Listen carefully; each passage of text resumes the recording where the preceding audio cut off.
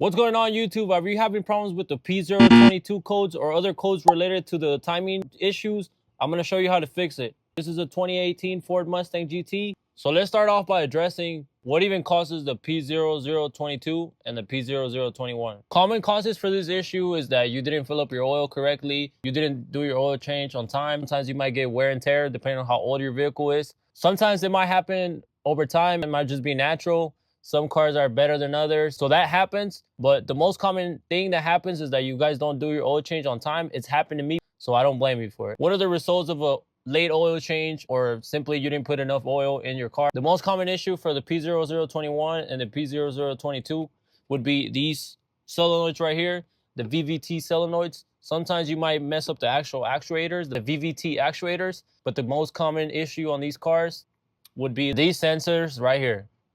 What happens after? Common symptoms for this issue would be poor idling, your car running rough, engine light on, getting that p0022 code and that p0021 code. Those are some common issues. Now, how do you fix it? I'm going to show you how to fix it on this 2018 Ford Mustang, the VVT solenoids. I recommend you guys to first go for these two because they're the cheaper options. After you change your oil, make sure you change your oil before you do anything, and make sure you got enough oil in your car. Make sure you got the right viscosity in your car. For that, change these sensors. 85% of the time is going to fix your issue. But if not, you're going to have to look further. Timing chain, VVT actuators, you're going to have to do a whole timing job. I've done it on a 3-valve before. It is a difficult job. On these 5.0s, it's going to be even more difficult. Just make sure you guys are doing your oil changes on time.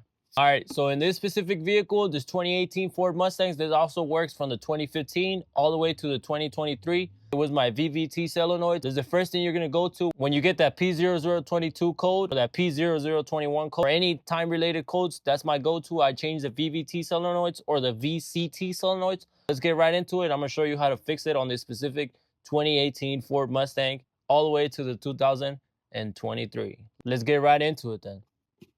First thing you're going to do, you're going to remove your battery. So as you can see, I already got mine removed. You're going to get rid of this.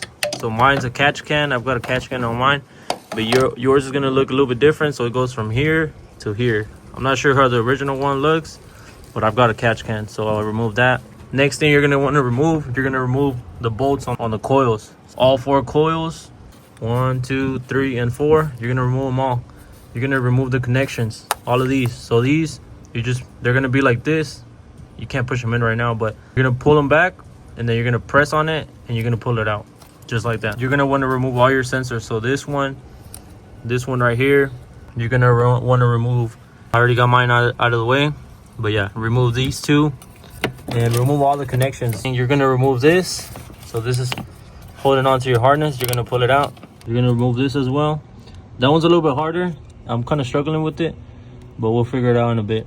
Same thing back here. You're going to remove that so you can pull your harness out of the way. You're going to want to remove your pump.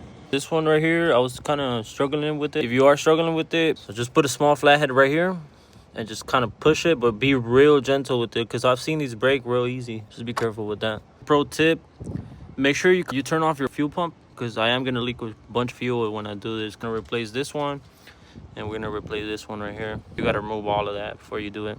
It's not a hard job. It doesn't take long if you have all the right tools. I'm gonna show you how to remove the pump. So the first thing you're gonna do, you're gonna remove this line. This one right here. Basically works like this. So you can turn this any way you want to. These two tabs, you're gonna push them, and then you're gonna push this out. Pretty sure you can kind of pry it out from here. It's gonna be like right there. So you're just gonna put it to the side. It's gonna leak. Make sure you put your coil pack or fuel inside the cylinder. This is gonna have this cover on there. Basically, to summarize, you remove this bolt from this cover, and then you're going to be able to remove the foam, or you're going to be able to remove this.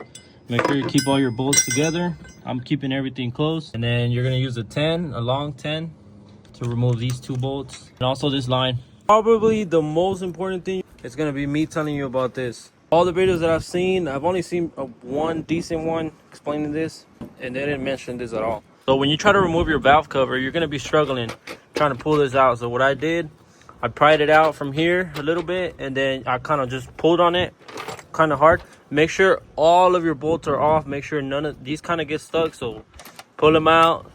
Make sure they're completely out. This is the one that goes to the high pressure fuel pump. I use this part right here and use it to remove it on the back side. So on the inside, it's real hard to see. Here, where my finger is at, is where that goes. I use this tool to fix it. So that's real important. Use this tool to remove this. Don't go too hard on it, just kind of loosen it, and then use your fingers to remove it completely. None of these videos out there show you any of this. So there, it should be pretty easy to remove it. I'll show you once I kind of wiggle it out. I got it out now. It wasn't that hard. Remove these valve covers on the 3 valves. It's a little bit harder on the 3 valves to actually like wiggle it out. As far as all the things that are connected to the actual valve cover, yeah, this one's a lot harder. The 5.0 ones are definitely a lot harder. The reason for this video, we're working on these two, and this is what we're gonna be removing. Whenever you remove the valve cover, you're gonna kind of bring it up, and then you're gonna pull it out. Let's get to this. Looks like a 10mm bolt. We're gonna remove that.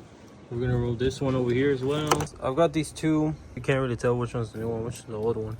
This one's actually the old one. This is the new one. I kind of compare them. I mean, I don't see any big difference. The only big difference that I see is that this one has a lot of play here. It has like play right here. And this one's solid. So like when you try to move it, it just moves the whole thing. So that's the only big thing. I mean, everything else kind of looks the same. So you're gonna set it right there. Make sure your pin is in. This one did come with 2 brand new bolts. I'm gonna use new ones. All right, guys. So we're all done. I put everything back. It's running real good, and it's not idling funny. So the reason why I did the change, I changed both of the solenoids. I bought them at AutoZone. They're real cheap. I got the p0022 code, and I got a rough idle.